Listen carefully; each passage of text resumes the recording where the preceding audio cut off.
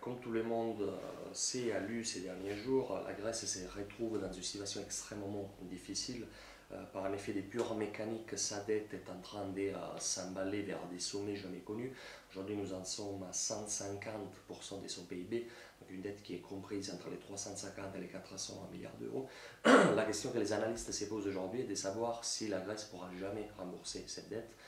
On calcule que pour la rembourser, elle devrait arriver à dégager un excédent budgétaire en avance primaire, donc avant les paiements des intérêts, compris entre 9 et 13% du PIB, sachant qu'aujourd'hui elle part d'un déficit colossal de 9% du PIB. C'est une correction des comptes publics qui n'a jamais été réalisée dans l'histoire et qui donne bien la mesure de l'ampleur des difficultés de ces pays. Un pays qui connaît une administration publique pléthorique, plus d'1 million de fonctionnaires sur une population de 10 millions d'habitants, corruption endémique, un taux d'imposition et une collecte de l'imposition surtout qui n'a jamais été véritablement efficace. Et le gouvernement Papandréou, qui avait découvert ces trous béants dans les finances publiques grecques, a bien essayé effectivement d'imposer un plan draconien des réformes pour obtenir ces plans d'aide qui avaient été votés au mois de mai 2010 de la part de l'Union européenne et du Fonds monétaire international. Rien n'y fait, l'administration est tellement corrompue que ces réformes ont du mal à se mettre en place. Et surtout, on avait demandé à la Grèce de commencer à privatiser une partie du patrimoine étatique. 50 milliards d'euros de privatisation étaient prévus. Eh bien, ces programmes ont du mal à se mettre en place, il n'y a aucune activité démaniale, on a du mal à savoir qu'est-ce qui appartient à l'État grec, quelle pourrait être la valeur, et donc un processus des réformes et des privatisations qui a du mal à se mettre en marche. Face à la gravité de la situation, plusieurs options s'offrent aux créditaires de la Grèce. En gros, soit lui faire restructurer la dette, donc accepter que la Grèce ne rembourse qu'une partie de ses dettes, ou bien donner une autre plan d'aide. Cependant, la situation est tellement grave qu'on voit mal les États européens et le Fonds monétaire international racheter la totalité de la dette grecque, et surtout l'Allemagne, pour des considérations des politiques intérieures, demande à que les investisseurs privés puissent participer à ces deuxièmes plans de sauvetage, ce qui reviendrait, selon les agences de notation internationale, à un défaut, certains défauts organisés, mais un défaut de la Grèce. Eh bien, ce serait les premiers défauts d'un pays occidental et d'un pays industrialisé depuis 1950, et surtout, ça serait les défauts d'un État qui fait partie de la zone euro. Donc il y a la même monnaie qui participe à la même zone monétaire que d'autres pays comme l'Allemagne et la France.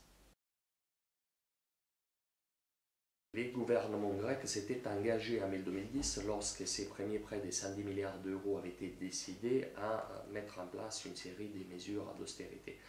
Ces mesures d'austérité, comme je vous disais, ont été partiellement appliquées, et aujourd'hui on arrive au déblocage de cette cinquième tranche, de la dernière tranche du plan d'aide. Face à la difficulté de la situation, les chefs d'État et des gouvernements européens et les boards du Fonds monétaire international demandent à la Grèce de mettre en œuvre des réformes. Les gouvernements Papandréou, qui est le gouvernement qui a géré cette crise, étant de plus en plus impopulaire, il est clair qu'un gouvernement qui augmente les impôts, réduit les retraites et la dépense publique peut difficilement être très populaire, et chercher donc à former un gouvernement d'unité nationale avec la néo-démocratie, qui est les partis de centre-droite qui a gouverné les pays jusqu'à il y a 2 ans et qui est en partie largement responsable de cette situation.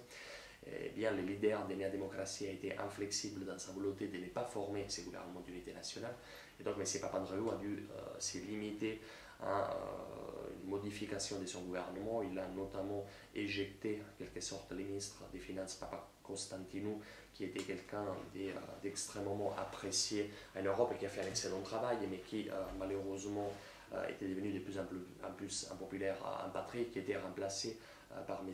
Venizelos, qui est un des poids lourds du PASOK, donc les partis socialistes grecs. Cette situation, ces changements de gouvernement, bien entendu, a encore plus ralenti les processus des réformes. Les États membres de l'Union européenne veulent donner un signal à la Grèce. On ne donnera plus d'argent sans que les réformes soient mises en œuvre, surtout du moment même où un nouveau plan d'aide est en négociation, et donc il y a la possibilité de voir débloquer des nouveaux fonds, alors que les opinions publiques européennes, je le répète encore une fois, sont extrêmement sceptiques face à la capacité de la Grèce de pouvoir rembourser ses dettes, et elles aussi, elles ont vécu la crise financière et économique, donc des réductions du niveau de vie, et donc voir d'un très mauvais œil cette possibilité de donner un plan d'aide à la Grèce. J'insiste sur un point qui est très important, une faillite de la Grèce ouvrirait un scénario catastrophique pour la zone euro, voire pour l'Union européenne, et un défaut grec impacterait certes les principaux États membres de l'Union européenne, mais également des établissements bancaires, voire des consommateurs qui ont acquis des obligations grecques sans le savoir. Donc ces défauts auraient quand même un effet boule de neige assez important, d'où l'utilité justement d'essayer de sauver la Grèce.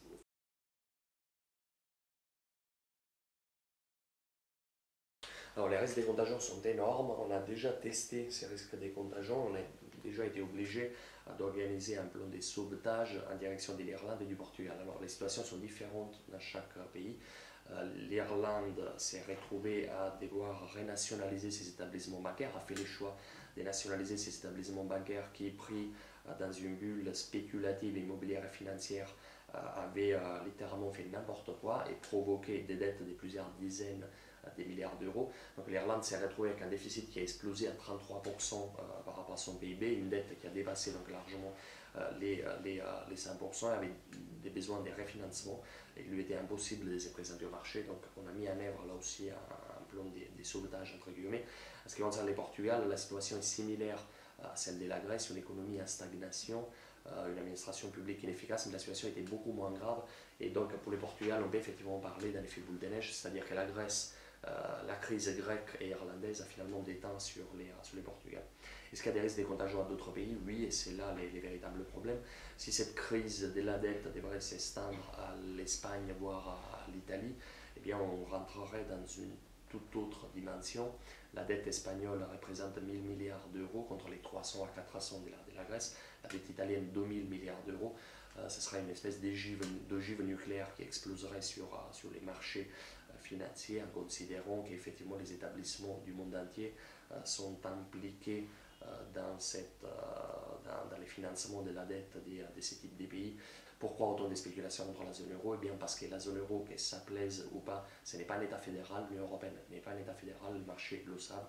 Le marché savait parfaitement qu'un bail-out, un sauvetage d'un pays de la part des pays du Nord vers un pays du Sud allait rencontrer des difficultés en termes d'opinion publique. Et aujourd'hui on y est, il faut que les États européens décident qu'est-ce qu'on veut faire, soit on continue ensemble dans ces projets des constructions européennes, soit effectivement il y a un risque de faillite des États périphériques de la zone euro. Cette faillite aurait des conséquences assez importantes, pas uniquement sur les pays mêmes, mais également sur les autres pays membres de la zone euro et de l'Union européenne.